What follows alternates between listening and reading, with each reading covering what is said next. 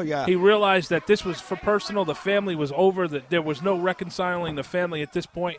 And as you could see, he started to work on the left leg and knee of Larry. And, folks, what we're going to show you in a couple of minutes becomes a little bit graphic, a little bit on the violent side. But, folks, Sonny Roselli wraps his leg around the turnbuckle and puts a standing figure 4 on Larry and just snaps the knee. I've never seen Sonny lose it that way. I mean, he actually lost it. He was in another realm. All he could see was Larry in his eyes. He could see fire in his eyes. And in his gut, all he wanted to do was absolutely 100% destroy Larry. Right, the fire hit the belly, and it went from there, folks.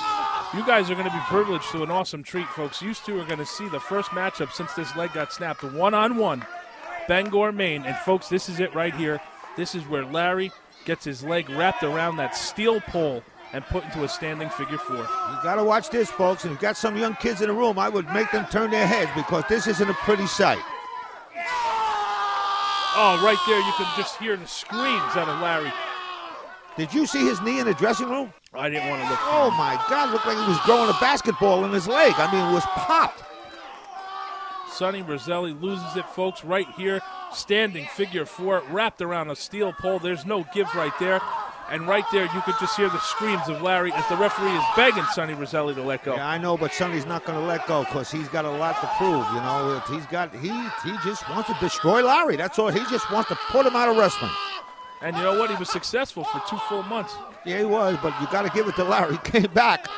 Larry's no slouch, Tommy. No, Larry's a tough individual. He's not a slouch. He's a very tough guy. Cousin Larry, known, not for nothing, but he's one tough hillbilly. You know, he was capable when he was with Sonny, and he's just as capable now. Here you see the locker room clearing out, trying to just pull these 2 men apart.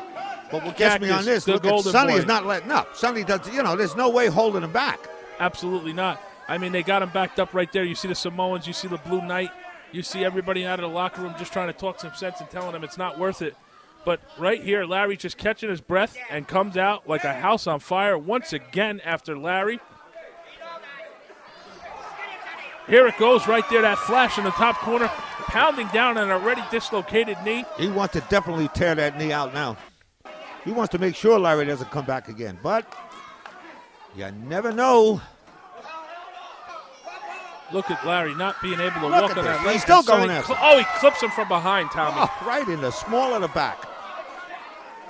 Driving him straight down, back onto the floor. You got a lot of beef out there, and they can't tear him apart. You've got way over a human ton right there of men trying to keep them apart. But Sonny lost it, Tommy. There was no questioning that fact that he finally had enough. You know how it is. Sometimes when you get mad, you can be a lot stronger than you think you really are. You know, it takes a lot to hold you back, and right there is showing it. Larry's in a lot of pain right now. Look at that leg just bent like that, Tommy. Oh, you had to see it in the dressing room. You wouldn't believe it. You wouldn't believe it. Didn't even look like a human leg. Finally, the Logans and the Samoans at the time breaking this up, but you could see Sonny doesn't want to stop. Nope, he's still coming at him.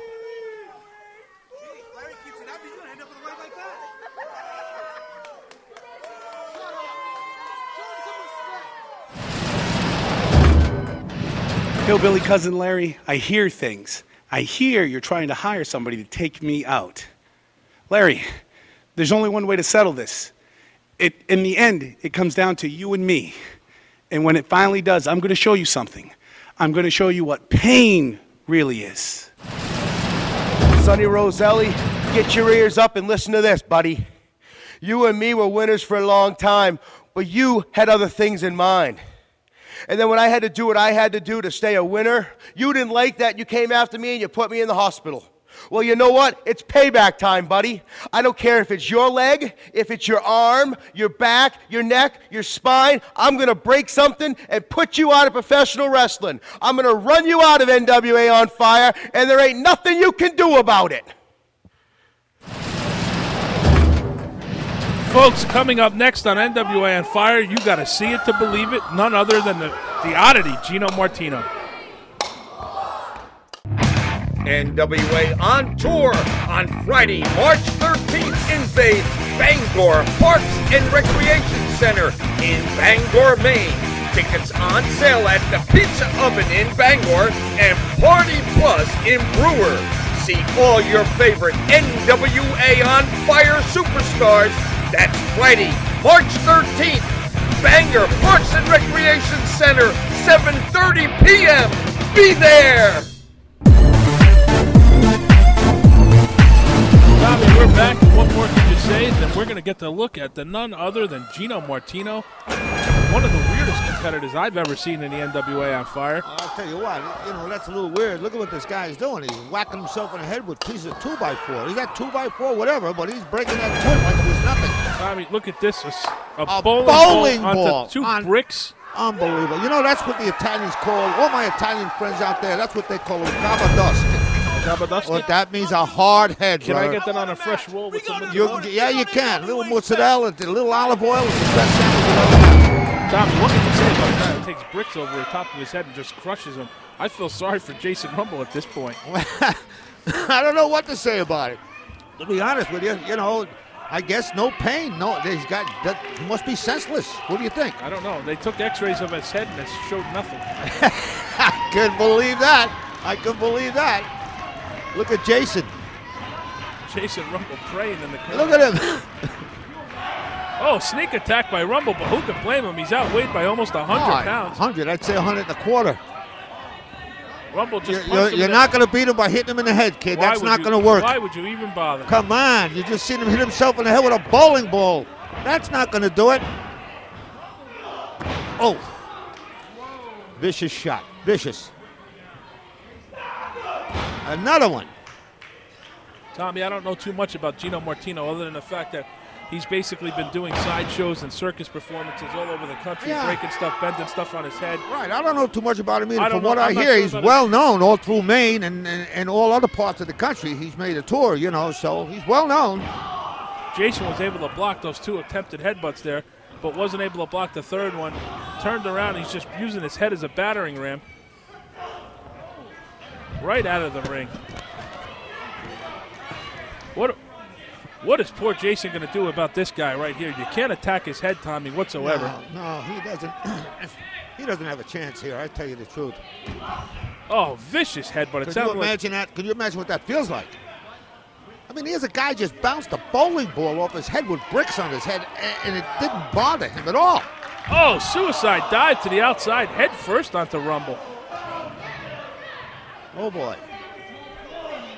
This guy's so intent on beating up Rumble, he's not even bothering taking off his jacket. Nope. He's done with this. He's going out to have a salami sandwich. Oh, he doesn't miss many meals. No, he didn't miss any. No, I can tell you the truth. Looking at him, he never backs away from the table. That's it. It's all over. 3 count. Guy's not even sweating. Tommy, not even sweating. Look at him. That's a former world junior heavyweight champion of the world, and Jason Rumble just got dismantled in under 3 minutes. It's unbelievable. Guy didn't even work up a sweat.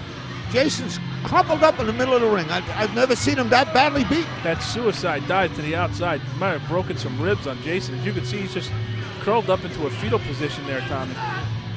Folks, I don't know much about him, but after a debut like this, what could be said? Gino Martino is here in the NWA On Fire, and the extreme strongman right there. All I got to say is that's using your head, Gino.